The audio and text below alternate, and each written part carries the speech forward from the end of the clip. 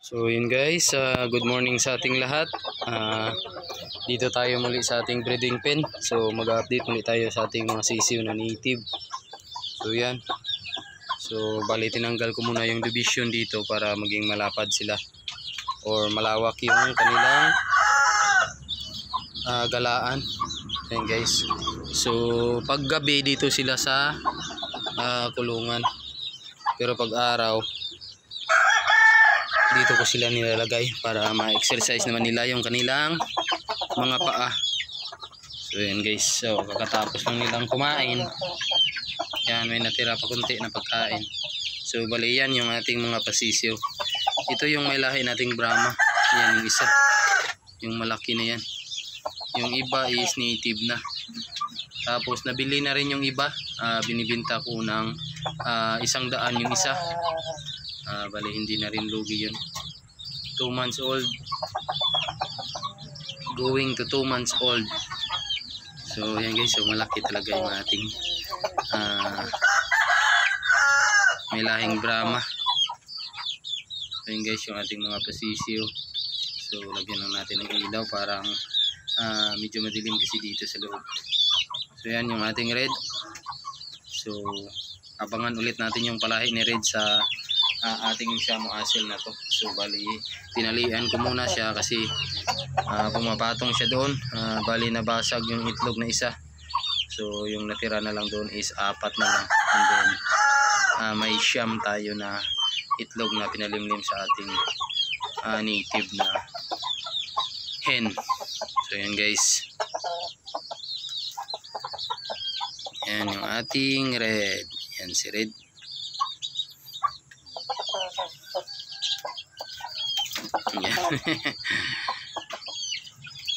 Masyado talagang agresibo si red. So nakita niya yung inahin dito, parang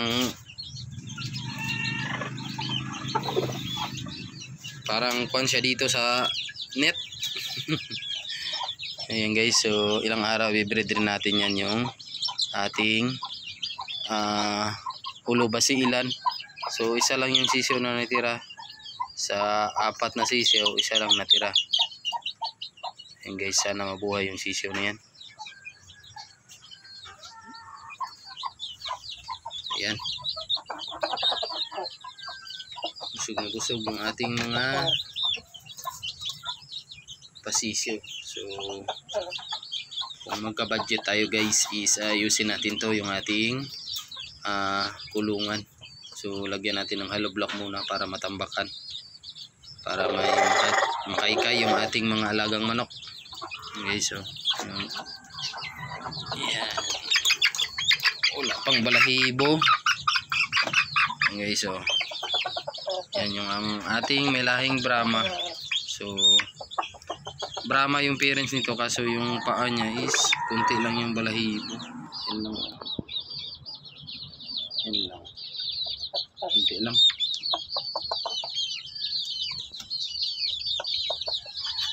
So yan yung ating black Shamo Asil na naglililim. Ayan guys, yung ating mga native. Yan. So 6 na piraso guys yung nabili na. So marami pang bumibili kaso medyo malayo lang yung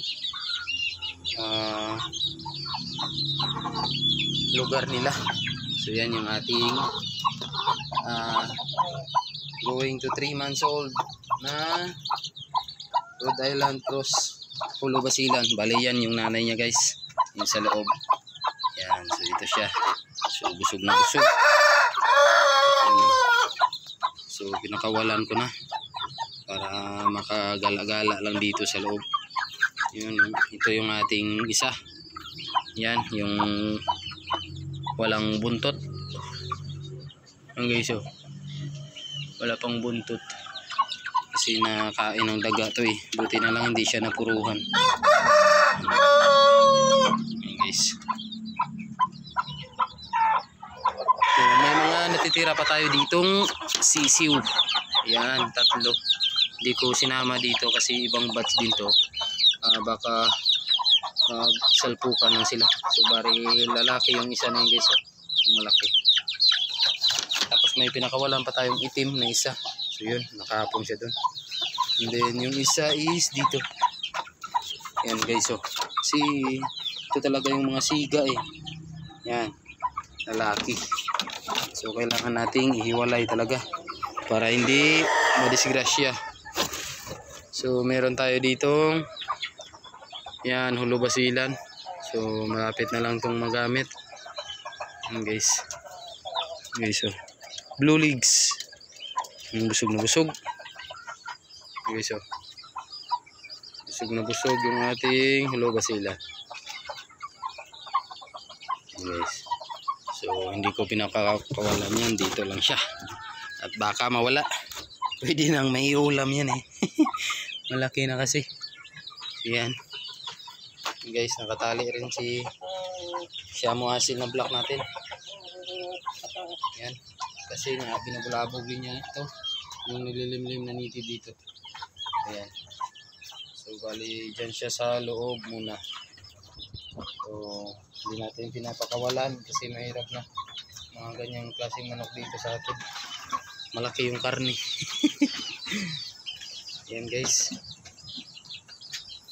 Yan kasi red natin. Yan. So update lang tayo muna dito sa ating munting backyard. Yan yung mga manok panabong ni Jiltan. Yan. Pinapakawalan na. So yan guys.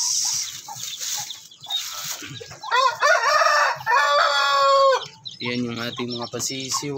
Ipasilip ko na lang sa inyo guys. Yung ating pasisiw. Yan. Yan na. Yan na guys. So baby stock booster yung ating pakain ng Thunderbird. So yun guys, yung ating mga pasisiw. Yan. 6 days old. 6 days ba to? 5 days. Yan guys. Yan sila. Malalaki na. Malalaki na yung ating mga pasisiw. So yung dalawa is iba yung kulay. Yan. Dark. Pero ito parang kulay ng babae. Red siguro yung dalawa na yun is si Red kasi yung nagpalahi dito. Yan. So hopefully mabuhay ito lahat guys. So malalakas naman sila. Yan. Yan o. Yan yung ating pasisiw. So yung iba nilalagay ko dito para makain nila.